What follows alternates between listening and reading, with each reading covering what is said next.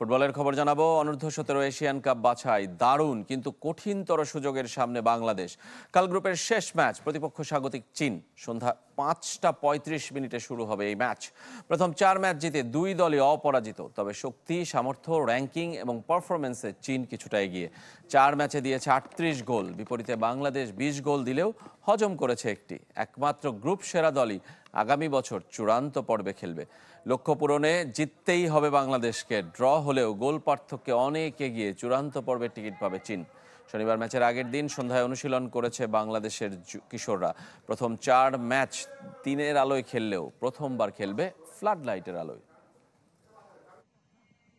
আপনারা সবাই জানেন যে এটা অঘোষিত ফাইনাল, যারা জিতবে তারাই কোয়ালিফাই করবে।